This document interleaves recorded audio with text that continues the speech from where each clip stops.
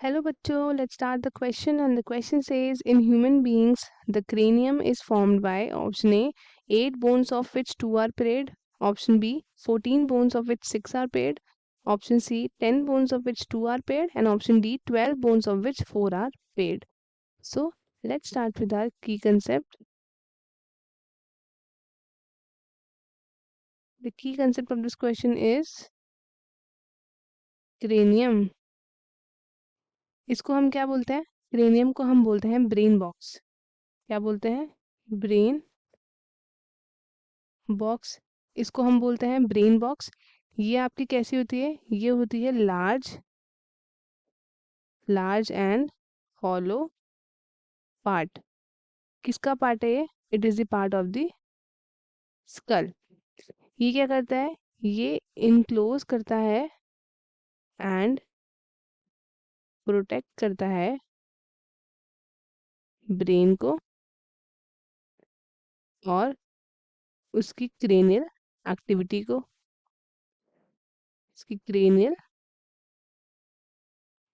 Activity को. तो अब क्या होता है?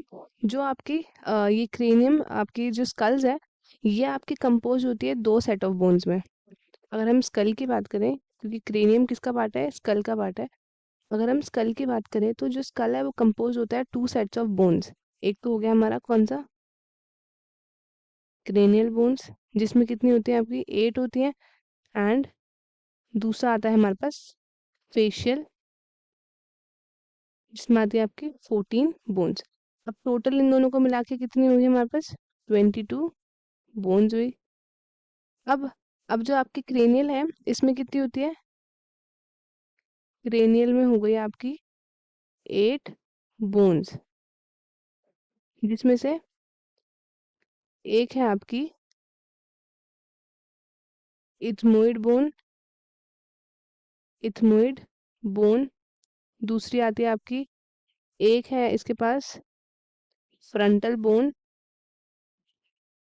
फिर आती है एक हमारे पास ऑसिपिटल बोन. फिर दो आएंगी हमारी पेरेंटल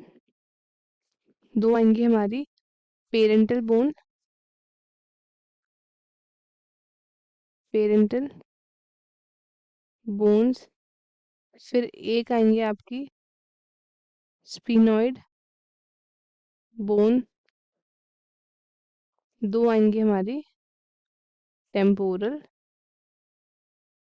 बोन्स.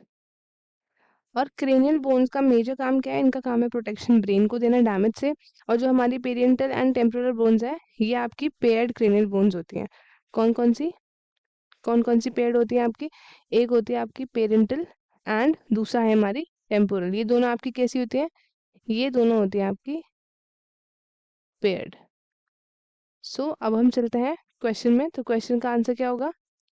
क्वेश्चन का आंसर होगा 8 bones of which 2 are paired. दो हमारे पास पेयर्ड है, ये हमारा करेक्ट है. एंड बाकी हमारे ऑप्शंस क्या हो गए? गलत हो गए. तो hence the correct option is A 8 bones of which 2 are paired. तो स्टूडेंट्स, आई होप आपको क्वेश्चन अच्छे से समझ में आया होगा. All the best and thank you.